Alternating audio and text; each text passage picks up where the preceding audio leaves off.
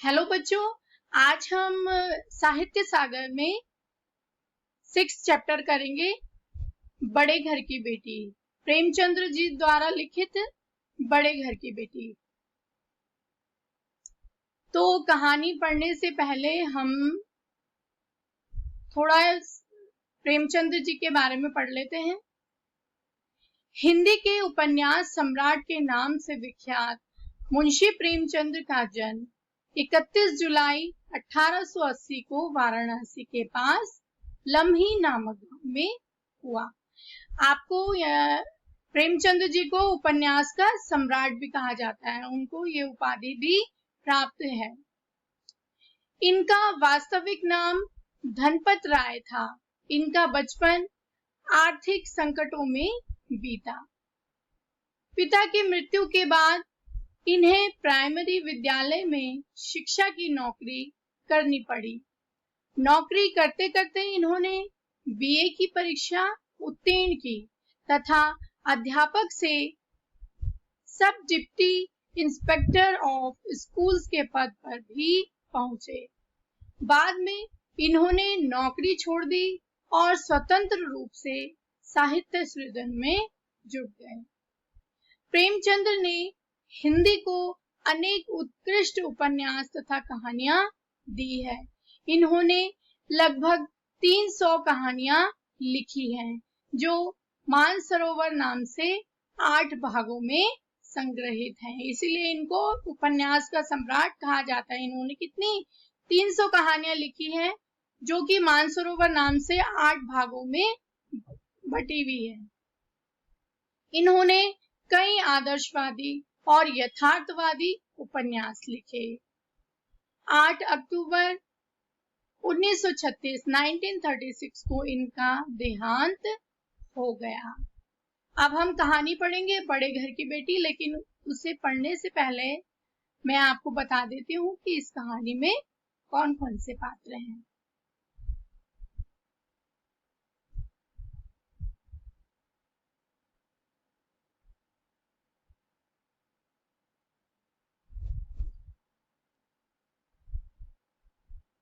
सबसे पहले हैं बेनी माधव,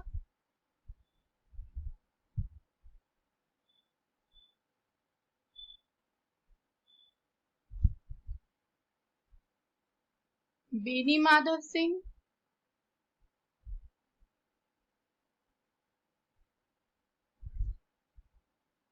श्रीकंठ,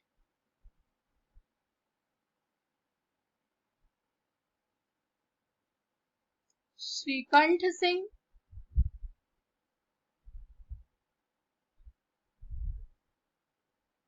जो कि बेनी माधव जी का बड़ा बेटा है।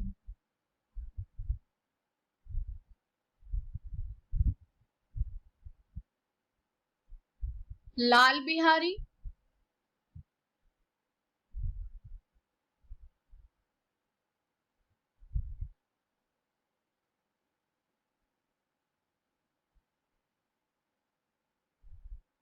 लाल बिहारी सिंह छोटा बेटा है।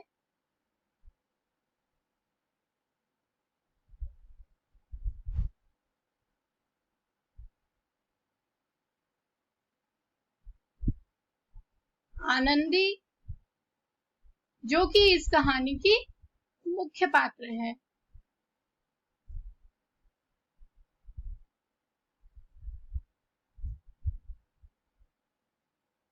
आनंदी के पिता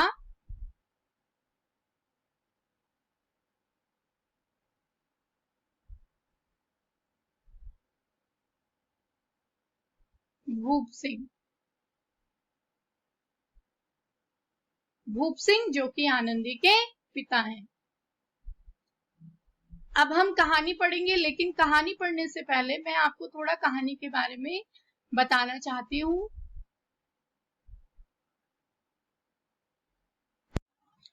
बेनी माधव सिंह जो कि एक जमींदार हैं, गौरीपुर गांव के रहने वाले एक जमींदार हैं। श्रीकंठ एक दफ्तर में नौकर था। श्रीकंठ एक दफ्तर में नौकर था। लाल बिहारी दोहरे बदन का एक सजीला जवान था, मतलब थोड़ा सा हट्टा कट्टा। आनंदी जो कि भूप सिंह की पुत्री है और इस कहानी की मुख्य पात्र है, जिसका शीर्षक है बड़े घर की बेटी। अब जो लेखक है प्रेमचंद जी, वो इस कहानी के माध्यम से यह बताना चाहते हैं कि किस तरह से एक संयुक्त परिवार में रहा जाता है और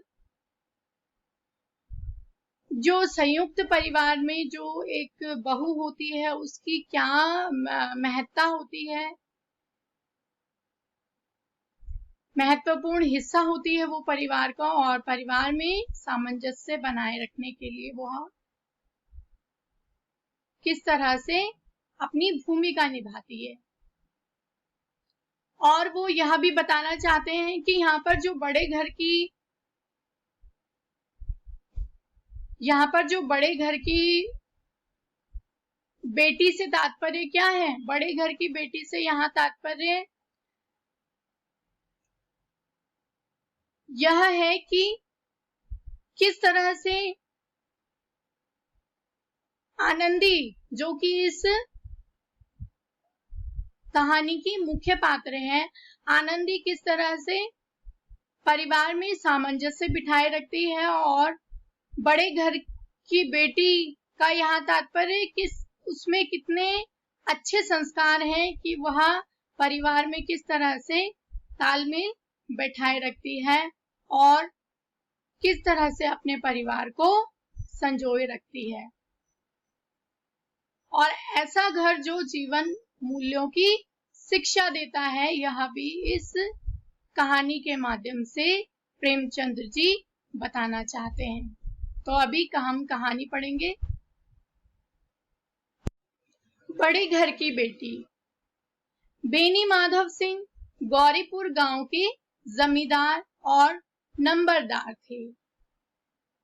उसके पितामह किसी समय बड़े धन धान्य से संपन्न थे। पितामह का यहाँ पर अर्थ हुआ दादाजी से। उनके जो दादाजी थे बेनी माधव जी के, वो किसी समय में किसी जमाने में धन धान्य से संपन्न थे, बहुत धनी व्यक्ति थे। गांव का पक्का तालाब और मंदिर, जिसकी अब मरम्मत भी मुश्किल थी, उन्हीं के कीर्ति स्तंभ थे। बेनी माधव सिंह अपनी आधी से अधिक संपत्ति वकीलों को भेंट कर चुके थे। उनकी वर्तमान आय 1000 वार्षिक से अधिक न थी। अब जितनी उनके पास संपत्ति थी वह वकीलों को दान कर चुके थे, भेंट कर चुके थे। और उन्होंने क्या, गांव में एक पक्का तालाब बनाया, मंदिर बनाया और काफी चीजों की वहां पर उन्होंने मरम्मत कराई। तो उसमें क्या हुआ, उनका मतलब उनकी सारी संपत्ति चली गई और अब उनकी वर्तमान आय कितनी रह गई, 1000 वार्षिक से अधिक न थी। ठाकुर साहब को के 2 बेटे थे। बड़े का नाम श्रीकंठ सिंह था। उसने बहुत दिनों के परिश्रम और उद्योग के बाद बीए की डिग्री प्राप्त की थी। अब एक दफ्तर में नौकर था। छोटा लड़का लाल बिहारी सिंह दोहरे बदन का सजीला जवान था। भरा हुआ मुखड़ा, चौड़ी छाती। भैंस का 2 सेर ताजा दूध वह सवेरे उठकर पी जाता था। 2 सेर ताजा अर्थात 2 लीटर दूध वो पी जाता था उठकर। श्रीकंठ सिंह की दशा बिल्कुल विपरीत थी। अब जो श्रीकंठ थे वो अपने छोटे भाई लाल बिहारी से बिल्कुल विपरीत थे, बिल्कुल अलग थे, डिफरेंट थे। इन नेत्र प्रिय गुणों को बीए इन्हीं 2 अक्षरों पर न्योछावर कर दिया था। इन दो अक्षरों ने उनके शरीर को निर्बल और चेहरे को कांतिहीन बना दिया था। अब उन्होंने इतना परिश्रम किया, इतनी पढ़ाई करी, तो उन्होंने मतलब अपने शरीर पर अपने आप पर ध्यान न देकर उन्होंने खूब मेहनत और पढ़ाई की, तो अपना सारा जीवन उन्होंने बीए इन दो अक्षरों पर ही निछावर कर दिया, अर्थात उन्होंने सारा जीवन अपना पढ़ाई में ही निछावर कर दिया, उन्होंने अपने पर ध्यान न देते हुए। श्रीकंठ इस अंग्रेजी डिग्री के अधिपति होने पर भी पाश्चात्य सामाजिक प्रथाओं की विशेष प्रेमी न थे। अब उन्होंने जो बीए किया था वो इंग्लिश से जरूर किया था, लेकिन उनकी जो सोच थी और जो उनकी मतलब वो पाश्चात्य यानी कि वेस्टर्न वैसी सोच नहीं थी उनकी सोच ऐसी थी कि वो सामाजिक प्रथाओं के विशेष प्रेमी थे, मतलब सामाजिक परंपरा जो चली आ रही है उसके वो प्रेमी थे, उसको मानते थे मतलब वो, बल्कि वे बहुधा बड़े जोर से उसकी निंदा और तिरस्कार किया करते थे। अब वो पाश्चात्य सामाजिक प्रथाओं की निंदा करते थे, मतलब बहुत जोर से उसकी निंदा करते थे और तिरस्कार करते थे, अर्थात बिल्कुल नहीं मानते थे वो। दशहरे के दिन में वे बड़े उत्साह से रामलीला में सम्मिलित होते और स्वयं किसी न किसी पात्र का अभिनय करते थे। प्राचीन सभ्यता का गुणगान उनकी प्रकृति का प्रधान अंग था। सम्मिलित कुटुंब के तो वे एकमात्र उपासक थे।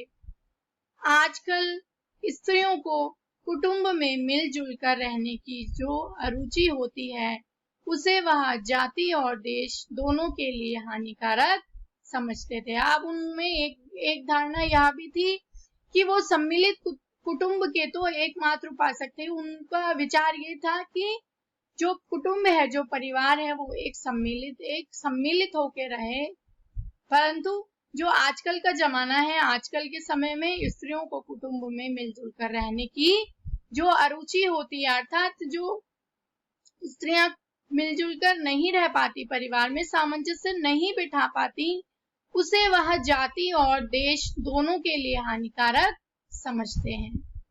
यही कारण था कि गांव की ललनाएं उनकी निंदक थी। अब यहाँ पर ललनाएं से अर्थात यहाँ पर ललनाएं का अर्थ हुआ जो गांव की स्त्रियां थी, जो लड़कियां थी,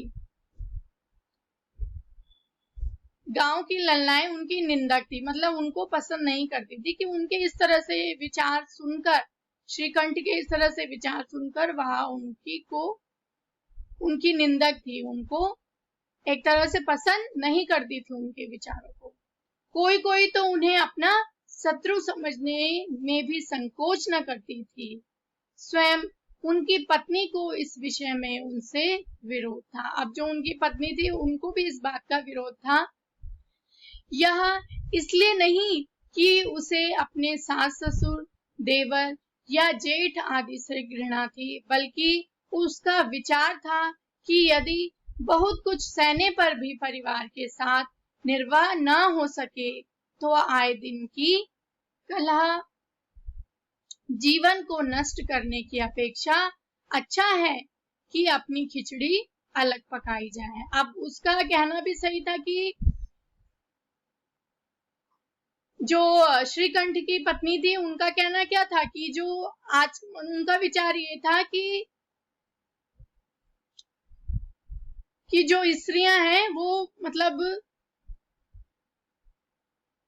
कुटुंब में रहने में अरुचि इसलिए नहीं करती क्योंकि वो सास ससुर या देवर या जेठ आदि से घृणा करती थी, बल्कि उनका विचार ये था कि यदि बहुत कुछ सहने पर भी परिवार के साथ निर्वाह न हो सके, अर्थात मतलब अगर सामंजस्य नहीं बैठ पा रहा है परिवार में, आपसी विचार नहीं मिल पा रहे हैं, तो ये आए दिन के झगड़े से, आए दिन के कलह से क्या है, जीवन को नष्ट करने की अपेक्षा अच्छा है कि अपनी खिचड़ी अलग पकाई जाए। यहाँ पर